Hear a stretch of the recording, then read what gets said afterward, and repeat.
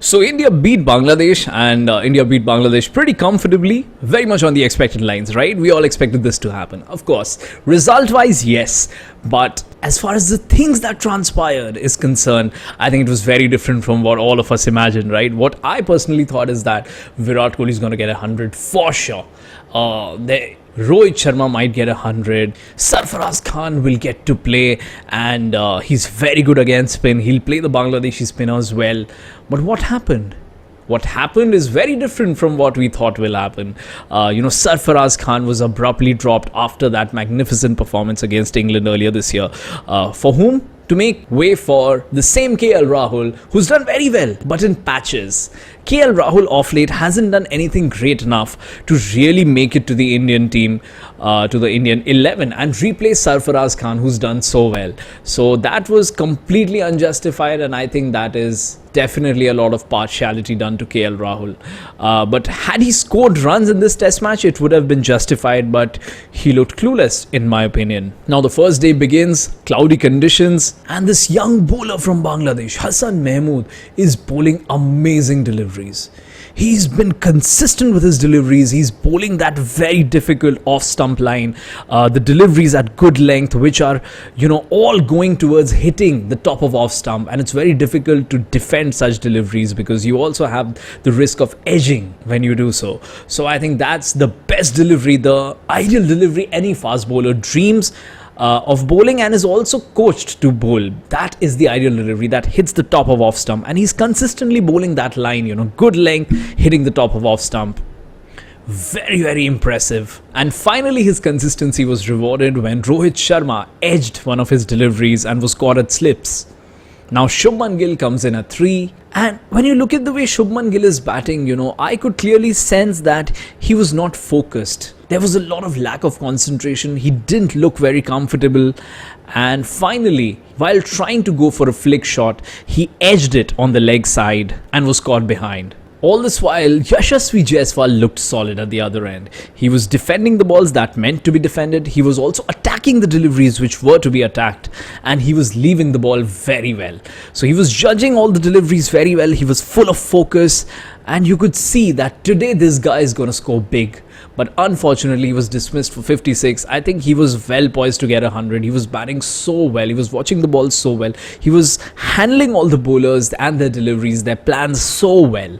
Virat Kohli came in at number 4, and he looked good for the short while he was there for. But again, outside off stump, that 5th or 6th stump line, he edges it. Again, Hassan Mahmood it is, and Virat is dismissed for 6 runs. India is 34 for 3, and now we Indians are starting to worry. But Rishabh Pant, the wicketkeeper batter, who's now been given the number 5 slot to bat at, builds a good partnership with Jaiswal, after which Jaiswal is dismissed. Then Rishabh Pant too gets out for 39 runs. He was looking very comfortable, he was looking set, and he was well poised for a big score.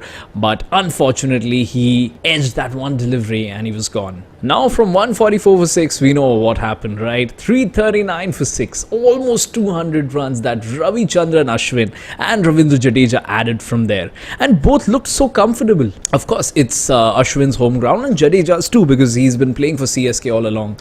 So they looked so comfortable, and they batted as if this was a domestic cricket match, as if this was a Ranji Trophy match, and they were like the only international players batting, and they both were amazing. Especially Ravi Ashwin was out of the world. The shots he played, the temperament he showed, the pace at which he batted, everything was superbly impressive. Their marathon partnership propelled India to 376, from where, there was a lot of pressure on Bangladesh. You knew that India cannot lose this match from here.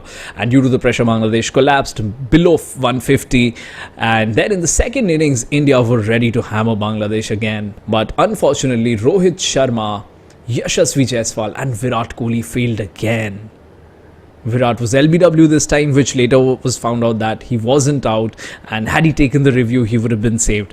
Nevertheless, Shubman Gill now looked very solid. Now he was focused, didn't lack concentration, scores 100. Rishabh Pant at 5 scores 100.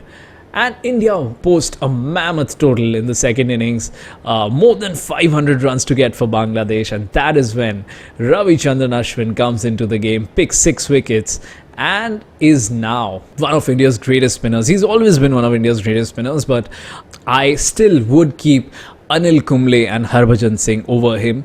But Ravi Ashwin, with his all-round performance, was a definite man of the match, and he's been such a legend for India, such an amazing contributor.